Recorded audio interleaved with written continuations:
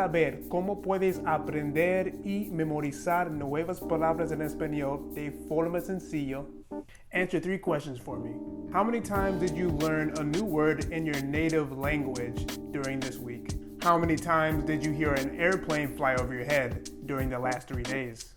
And lastly, what did you eat for dinner last Tuesday? As we know, the brain is extremely powerful when it comes to memorizing a lot of events and experiences through our lives. But when it comes to small details, it can be pretty challenging to remember everything that you've done throughout your life. And in the same way, we can apply this to the language learning world. Hola, bienvenidos a todos a mi canal, Spanish Blueprints. My name is Joshua, and today I'm going to be explaining how you can learn and memorize new vocabulary words in Spanish with flashcards. First, I'm going to be explaining the benefits of learning Spanish words with flashcards. Then second, I'm actually going to show you different ways that you can create your own flashcards that are going to be very beneficial for you and that are very simple and effective. So the first big benefit of using flashcards is convenience. You can take flashcards with you wherever you want because they are quite small. So you can have them in your purse, you can have them in your pocket, you can carry them in your hand, put them in a backpack. Doesn't really matter. And then also you can take them just about anywhere you go. So you can take them to work, you can take them to the gym, you can take them on the bus, you can take them on a train, and anywhere you can be studying your new words in Spanish. So right behind convenience is time efficient. So you could be waiting outside in your car for your friend or something like that while they're in a store, and you can just study your flashcards for 10 to 20 minutes while you wait. Or like when you're on the way to work and you have 30 minutes up to 40 minutes for your commute, you can take that time to study your flashcards. Just imagine even at the gym how much that you can study if you are walking on the treadmill for 30 minutes or to an hour, or if you're riding the bike for 20 minutes. Now, the next benefit is being able to self-reflect. Since you're giving yourself feedback, you're able to identify which words are harder for you to understand and to memorize versus more easier ones. And then the same thing goes with the different topics. So maybe it's the weather vocabulary that's causing you to trip up with pronunciation or with the definition versus vocabulary words that have to deal with sports. Maybe that's a lot easier. So now you have this whole self-reflection process where you're able to really understand where are your strong suits when it comes to learning Spanish. Now, the last benefit of using flashcards to learn and memorize Spanish words is repetition. And this is extremely important when it comes to language learning, and that's why you're going to be hearing it over and over again from many different language learning gurus and polyglots.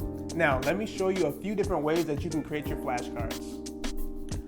So the first method of creating your flashcards, and probably one of the most simplest and most well known, is just writing out what the Spanish word is. In this case, I have el carro, and then on the back side, you just write the English definition, the car. The one really cool way that you can learn to memorize the word a little bit better is to do like a little fill in the blank question here.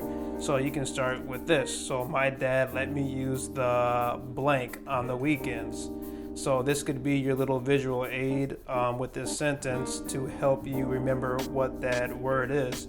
So you could use this sentence, or you could use whichever one that's going to help you answer this question. So in this case, my dad let me use the el carro on the weekends.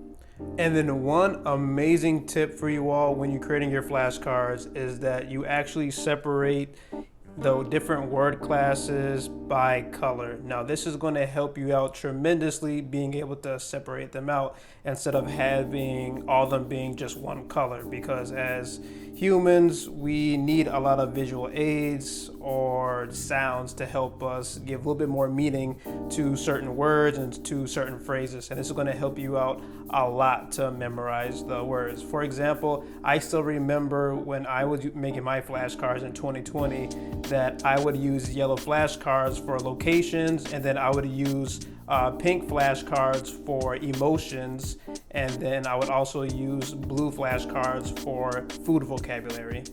Now, another method that I love to use to memorize Spanish vocabulary with flashcards is actually writing out the pronunciation. So this is not only going to help you understand this word a lot more because now you have the pronunciation, it's going to help you with increasing your Spanish speaking fluency. So here I have el amigo. El amigo is a friend. So in this case, actually a guy friend because we have the O here and it's not an A. So amigo, you pronounce it amigo. So this is a very simple and easy method to get that speaking practice as well. And all you have to do is go onto SpanishDictionary.com and then you'll be able to get this pronunciation. Now, another method to use your flashcards is by chunking. So you have a Spanish word here, almacenamiento, and then you break apart the word. So here we can kind of separate it in 3 different parts. And then I also have my pronunciation down here. So this would be almacenamiento. Almacenamiento. I came across this word when I was studying my kitchen and cooking vocabulary because this means storage. So this could be actually storage within the kitchen. It could be storage like in a warehouse. It can actually be storage on your phone too. So if your phone is in Spanish, you're actually going to see this word as well. Now, let's actually break apart this word and see if there's something that we can find. So our word storage here is a combination of 3 different parts. We have la alma, which means the soul. We have cena, and that is dinner. And something very cool as well, we're actually learning more than 1 word. We're learning 2 here, plus we're learning an extra verb.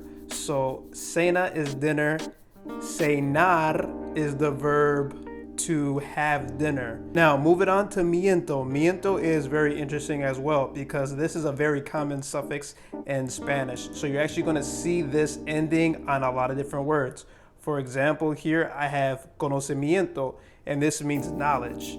The second word here is sentimiento, and that's feeling. You're going to hear this a lot in Spanish music, a ton of times. Sentimiento. But anyway, then you can also see that there's a verb related to this word as well, this noun, which is almacenar. Almacenar, which is very interesting because it's like soul and then to have dinner. But actually this means to store. So this comes from the word almacenamiento. Then we have almacenar. So as you can see, as we're just reviewing flashcards, how much different grammar rules that I'm already learning right now and the different patterns, los patrones que estoy aprendiendo, the different patterns that I'm learning right now. Now, this method that I'm showing you right now is basically giving more meaning to a Spanish word with imagery. So this is a word I came across when I was studying vocabulary related to cooking and food and things like that. So this was extremely difficult for me to memorize, and that is because this word, desmenuzar, there's not really a equivalent in English, at least from what I know from my current knowledge. So I couldn't really relate it to anything else. Like, for example, el carro in Spanish is car. So that one's pretty easy to relate those 2 words, but this one I didn't. So this word means desmenuzar, means to flake, shred, or crumble.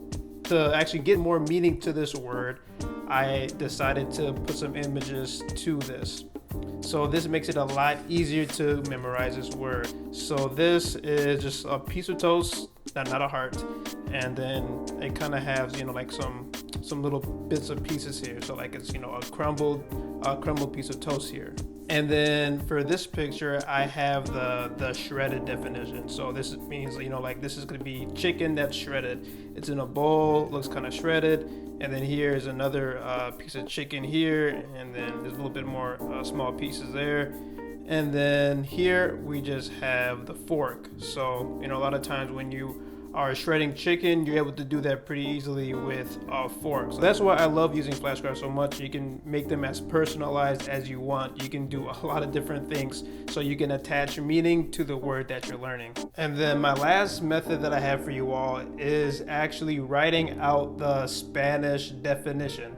So here I have the word comida. Comida en español es food. And then on the back here I have sustancia sólido que se come y sirve de alimento. So this is just the solid substance that is eaten and served food, alimento, as food.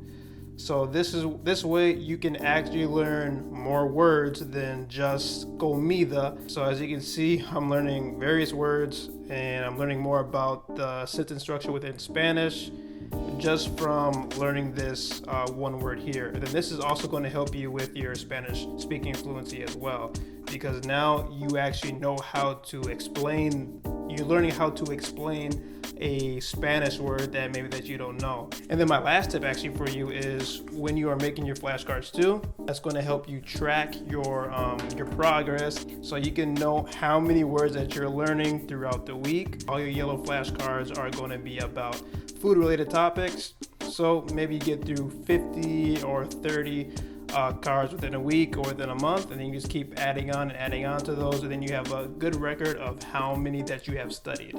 Thank you all for watching this video today. If you found value in it, please give it a thumbs up, subscribe to this channel, share with all your language learning friends, and hasta luego.